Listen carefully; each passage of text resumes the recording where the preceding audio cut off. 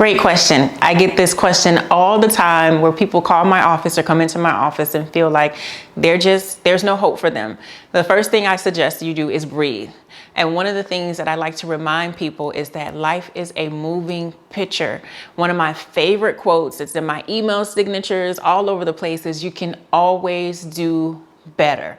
And so when you just stop right there and say, okay, I know that I'm here. And because I am here, it feels overwhelming. It feels like I can never achieve my goals. And I understand that. I'm not discrediting that. I want you to feel that feeling and then also remind yourself that you are still alive. And because you are still alive, you can do better. And so what does that doing better look like? First and foremost, everything that you have experienced in your life happened for you for a reason. Sometimes we don't see it because we have this idea of how things should be. Many of us grew up watching, the Huxtables or different shows, and we thought that life was supposed to be this way. Nowadays, many of us look on social media and we feel that and we think that life is supposed to be that way.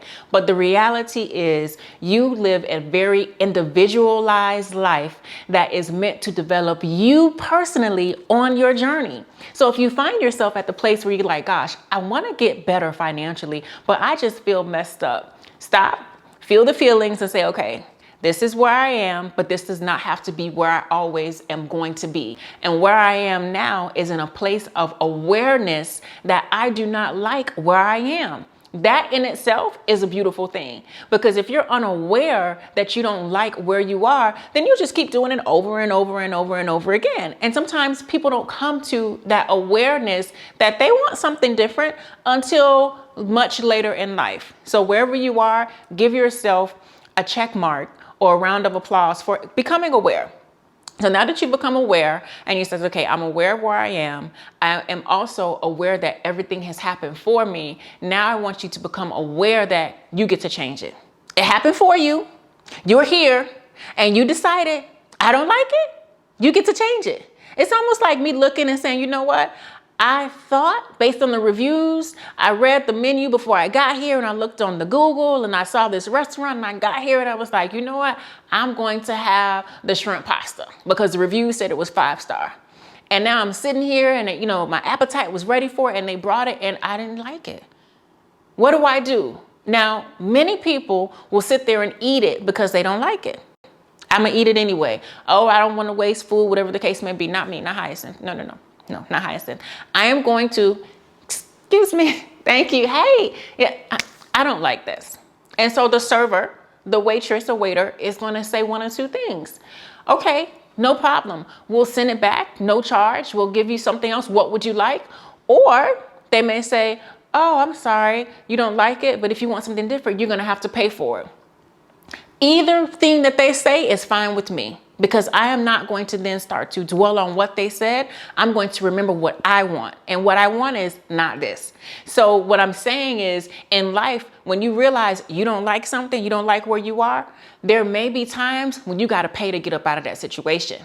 And I don't want that to discourage you. I don't want you to say, oh, well, dang, they said I got to pay for it. I don't want to pay for it. I'm going to sit here and eat it anyway. Not me. Don't take what you don't like. Don't allow life to continuously serve you something that does not align with where you're heading. Okay, no problem. I got to pay for it. I'll pay for it. But this is what I'll have. And that in itself is very powerful, because what I see is a lot of times people get caught up in the way that they think things should be. And then they start settling for what life serves them instead of saying, okay, you served me this.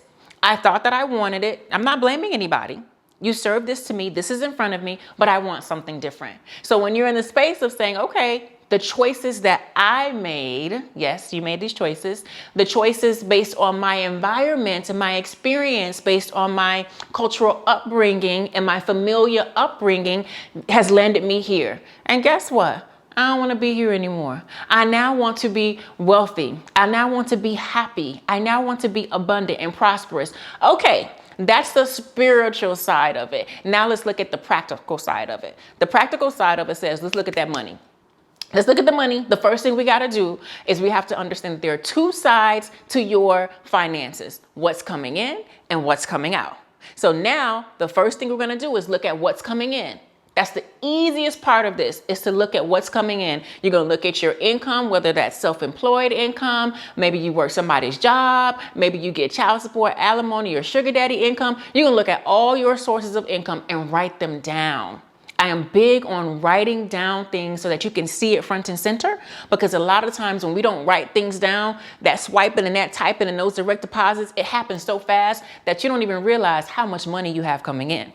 So now that you've decided, you're going to say, okay, this side of the coin is income. What do I have coming in? I'm not going to say whether it's good or bad yet. We're not going to do nothing with it yet. We're just going to write it down and become aware. Then the next side of the coin we're going to go to is what is going out. Because lots of times people will say, Hyacinth, oh, my rent is only this much or my mortgage is only that much and I don't spend that much money. And I'm like, oh, really? Okay, do me a favor. In preparation for our next meeting, I want you to log into your bank and download your bank statements. Oh, you don't want me to just put, no. I want you to download your bank statements. They're going to give you a nice PDF. And when they give you that PDF, upload them into the portal so that I can review them. By the time we have our next meeting and those bank statements are highlighted and redlined and underlined and asterisks, they're like, oh my goodness. So for you out there who's listening, what you're going to do is you're going to look at your expenses. I don't want you to go off the top of your head. I want you to actually download your credit card statements, your bank statements, look at them cash apps, look at all of that stuff and figure out what's coming out. So now one side of the coin is what's coming in. The other side of the coin is what's going out. As you add all of those numbers up, at the end, I want you to figure out if you have more money left at the end of the month or if you're short on money at the end of the month, right? Based on your income, let's say your income is $5,000 a month from all sources of income, but you're spending $6,000 a month. Well, Houston, we have a problem, right? And let's say your income is $5,000 a month, but you're spending $4,500 a month and you're not saving or investing. And you're not taking your dream vacation. And you're not buying quality, nutritious foods. Well, Houston, we have a problem. So that's the first step, right? So after, and I keep saying the first step, everything is the first step, but it's a step, right? So after we go through and we're like, okay, we're letting go of where we've been in the pity party. And we're like, this is what it is. I want something different. Either you're going to give it to me or I got to pay for it. Either way, I'm getting something different. Now we pull out that coin, income versus expenses. Now we get to sit here. And my favorite question to ask my clients is, what you gonna do, boo? What you gonna do? What are you gonna do, boo? Now that we're here. And sometimes people say, oh, well, I have to spend all this money.